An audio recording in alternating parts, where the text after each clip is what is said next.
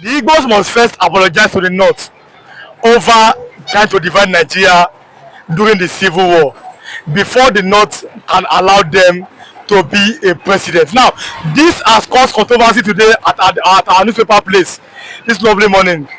An educated Hausa man made that statement over what we see on the front page of the Punch newspaper, which says that Atiku has offered Obi vice president slot.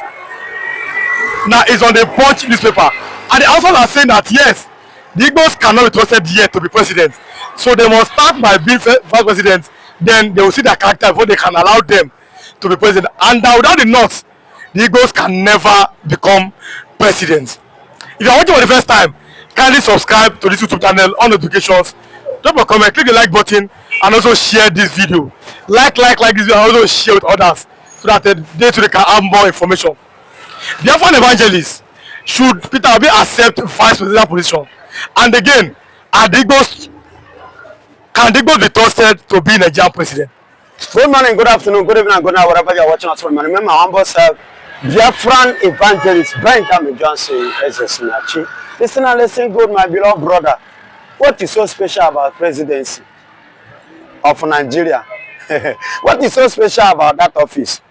All of them that have been parading themselves in that office, which good has that brought to Nigeria? Which good has that given Nigerians? Them that have been parading themselves as the president. Igbos is not qualified to be the president. They are not being trusted. You that trust and trust yourself that have been a president since 19 till now, what have you achieved? Which achievement did you have? Or what have you put in place in this country for the betterment of this country? Look at Burkina Faso yesterday. Can you compare Burkina Faso with Nigeria today? Currently now, in terms of development, in terms of moving forward, you can never compare them. They are the fast growing country, developing country, as long as Africa is concerned. Currently now. So my brother, if you are waiting for Igbo man to come and apologize, is it not when I offend you that I will come and apologize? I did not offend you. And I have never offended you. Igbos have never offended the Fulanis or the Hausas. Because Igbos stood, because they don't want the Fulanis to achieve their Fulanization over Nigerians. As you can see what is happening to Nigerians today. You can see even this, was it this morning news? Yeah, it was in newspaper today. Imo State, Kebbi State, Borno State, Benue, Plateau, all over Ondo. You can see all this killing and killing. What is all about for? To Fulanize Nigeria. Ideology of Islamizing this country. And that was what Igbos saw ahead of time. They stood, but the Nigerians, rise up like the people in Benue, Plateau, Kebbi, and the rest, stood against the Igbos to join the Fulanis to fight the Igbos, including the Yorubas too. Yes, they fought the Igbos, the Biafran war, and at the end of the day, what happened? Why is Nigeria crying today? Why is Benue crying today? Why is Plateau crying today? Why every other person crying today? Because of the nemesis of the crime they have committed before. That is why they are facing. Because they have a short sight. Igbos have a long sight. We foresee ahead of time. Likewise, what happened to the case of Mazi Nnamdi Kanu, what he has said. Tell me the things that Mazi Nnamdi Kanu have prophesied that have not come to pass in this country. But then mention one, and you are saying that we should come and do what? Under what? Under what purpose should Igbo man come and unbow to Nigeria, to Fulanis before they become president? We don't need it. Because Nigeria, the job presidency? Yes. Let me tell you, Obi Peter Obi, Atiku want him to be his running mate. Atiku that wishing Obi or wanted Obi or wanting Obi to become his vice president, his vice. Was Obi not part of Atiku before? Obi was with Atiku as vice in 2019. Though actually they won the election, but it was, the mandate was denied of them as a result of power of incumbency, immunity, and position, and the influences that makes them not to take their mandates. And let me tell you, and what makes Obi to separate from Atiku? Something leads to something, and something makes Obi to leave Atiku and stand alone in LP, Labour Party, which matched Obi announcement politically today. In 2023, I put it before you, Mr. Anchor, that Peter Obi confidently won the election. But Igbophobia, that Igbophobia of a thing. Peter, have you won which election? 2023. But the INEC has declared that he had only 6 million votes, but the Bola had 8 million, and the Atiku has like 7 million. My beloved brother, you see why I always not feel happy with the people. Forget what Mahmoud announced, because Mahmoud was under control and under the influence and under commandment of Igbophobia. That this man is an Igbo man, the result must not be given to him. Let's change the result. Let's turn the table upside down. And let me tell you, had it been that Obi is a northerner, are you telling me that they are not going to give it to him? And the what plays against Atiku as at that time, let me tell you, was as a result of Muhammadu Buhari being the northerner. And he was the one that just left the power. So that is what played against Atiku. If not so, they would have given, Atiku would have emerged. Obi emerged being an Igbo man, Mahmoud, under the influence of Buhari and co. The agreement which he has reached with Bola Ahmed Tinubu, that was what played in 2023. But let us stand up and speak the truth, because we are breathing the air given to us by God Almighty. Let us always speak the truth, and let's continue to say the truth. Obi, you and I vividly know he won the election, but was denied. Take it or you leave it. And if Obi, let me tell you, if Obi did not win that election, why is it that the youth rose up, revolted to carry up a protest? Because they know that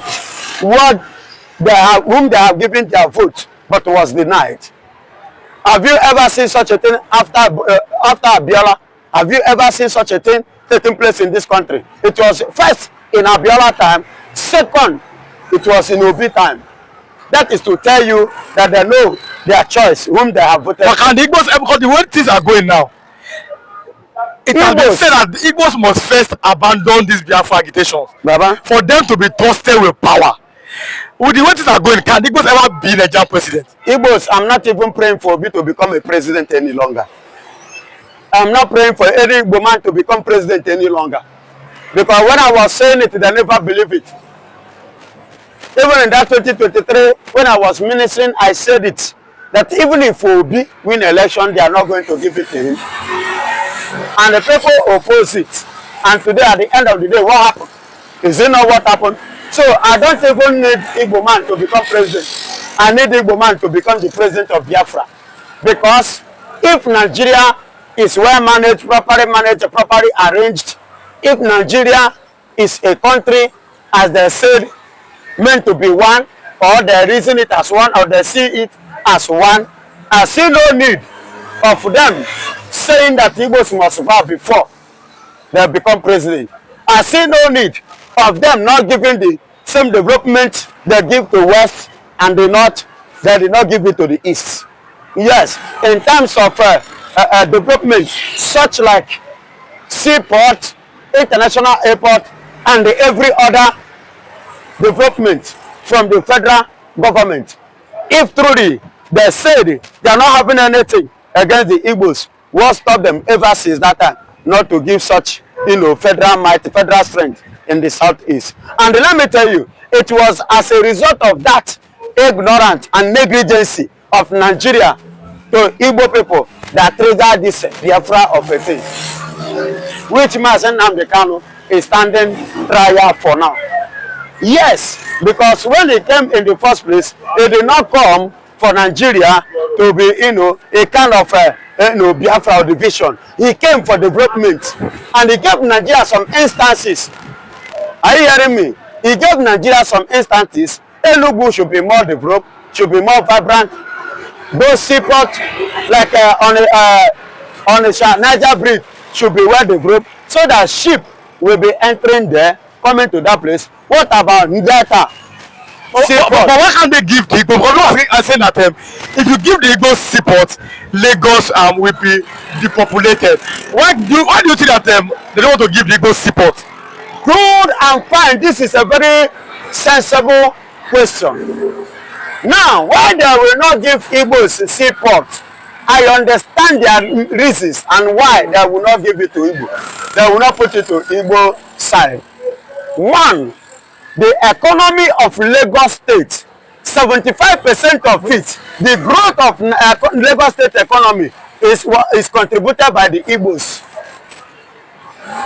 Yes, I stand on my ground. Go and check who are the people paying tax heavily in Lagos, who are bringing 65 to 75% of development in Lagos State.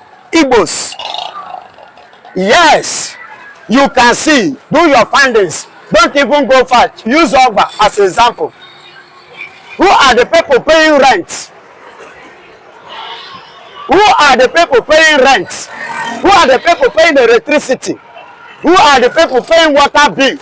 Who are the people paying for dustbin bill? Who are on a high level in Nigeria today? Is it not APC? And then all the one that is championing both on the radio, on television, you see them doing their campaign, canvassing and criticizing Jonathan and the rest. What is happening today? So glory be to God. Remember, when you are doing anything, remember your children. Remember you have a family. Remember that one day, what goes around can come around.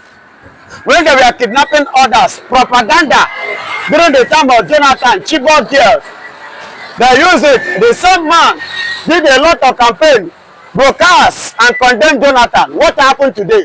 They have kidnapped him and he has paid ransom. But the news there is that they have fired him, they killed him after collecting ransom of how much? 5 million naira. These people, they know they mercy anybody, they know they pity anybody. That is why they don't deserve mercy. They don't deserve pity. And the APC chieftain, all the APC, they are busy clapping hand, praising them, raising them. See, I have said this and I will continue to say it. When these people look around, they did not see animal to hunt. Now you wear their clothes, where it is say we will be there together. Now you go turn to their animal, then go hunt after you. And that was what has finally happened to a chief APC chairman in Ondo State. But sorry to the children, but this is the high time with this, what has happened. Women, mothers, wives, this is the high time you people should stand up. Talk to your husbands. To do what? Advise your husband on some issues. Wives, talk to your husband on some issues. Advise your husbands in some issues, because this thing is very, very important. Look at how this man have lost his life. And he have left the woman now, turned the woman to a widow. But the man is innocent. He was just kidnapped. He was an innocent man. It's you that said he's innocent. It's you that knows he's innocent. You and I are calling him an innocent person. But those kidnappers, those Fulanis, did they see him as an innocent person? That should be the question. Because they are not seeing him as an innocent person, you should be careful the way you trade with them. You should be careful the way you support them. You should be careful the way you partner with them. You relate with these people. They don't reason the way you are reasoning. They don't understand this the way you understand things. The way they take life is not the same way you take life. You should be very, very careful. You understand? So, and that justice has paid the price. So let the children learn from what has happened to their father. so that tomorrow they will not make the mistake of their father. Like I said before earlier, APC brought this much darkness to this country. APC brought so much pains to Nigerians. APC brought redecament to this country. APC bring much downgrade to this country. APC have caused Nigeria so much pains and so much damage and so much hunger. And that is why, including them, they will continue to pay the price. I do not feel sorry to the man. God bless you. Oh, you don't feel sorry for the man that lost his life? For the man. Because an APC member. But then, at the newspaper today, many PDP people are now saying, that the APC is reaping what they have sown. That they destroyed Jonathan's government with propaganda and lies. Yes. Do you think that the APC maybe they had a hand in this Jonathan's don't say maybe. If you use the word maybe, that is a probability, a word of probability. That maybe means that it may not be true. But I want to prove it to you that it is true. E.g., the current president now, Bola Ahmed Tinubu, sponsored the protests in Ojota. When that was fuel subsidy now. Even as that, it's part of the game, the game that they played against Jonathan. You know, others use Chibok gear. Tinubu use price of fuel. It is all about game against Jonathan. They played it and they succeeded, and now he's telling on them that thing that they believe that Jonathan has failed. They have come in power, they cannot fix it. They have become worse than Jonathan. Their days are worse than the days of Jonathan. So Jonathan, one leg and one hand in the office is 100% better than their years in the office. Are you not seeing it? So they are paying, exactly, they are paying, they are seeing, they are suffering for what the market where them buy. That is what they are selling. Now let's go to this other angle now. When Tinubu was in yesterday, he was in Rome for the inauguration of Pope Leo, and he has told Nigerians that forget about your tribe, we are working to make Nigeria one a united country. But the Igbos are saying that you have found a way to push us out of Nigeria. The NPC, National Population Census Committee, no Igbo was there. So we tell Nigerians that yes, you want to make a Nigeria united country. What do you have to say about that?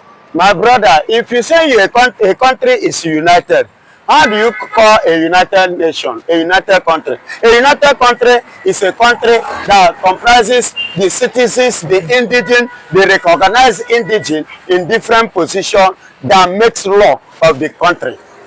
Where is Igbo? Where is Igbo man? Where is Igbo man face? You said in your trip that what makes us one? What unites us? Baba, we are completely divided, as you can see it now. That travel is a personal, you just go there to deceive the people. And I know that those ones, like the Pope, can never be deceived. You can see the killing that they have been giving to every Christians that are Igbo. You can see the maltreatment they have been maltreating every citizen and indigents of Igbo. Look at the 2023 MC Oluomo. See what MC Oluomo did to the people in Lagos. And they walk free, but the Igbo man, you know, I think Chief Atiku there about as at that time said the property that they have been setting ablaze, stealing and killing and destroying, if Nigerian security personnel, because they have reported severally to Nigerian police, they reported severally to Nigerian security personnel, all what was happening kept on happening, and he said if that the security cannot be given to us, we will go to our place and bring our own people, you know, to come and do what? Give us the security that we needed. You know what happened? That Sowolu and sent men to go and do what? Arrest the man. Why MC Oluomo, who beat people up, who stabbed people, who flogged people, who intimidated people, was freely moving.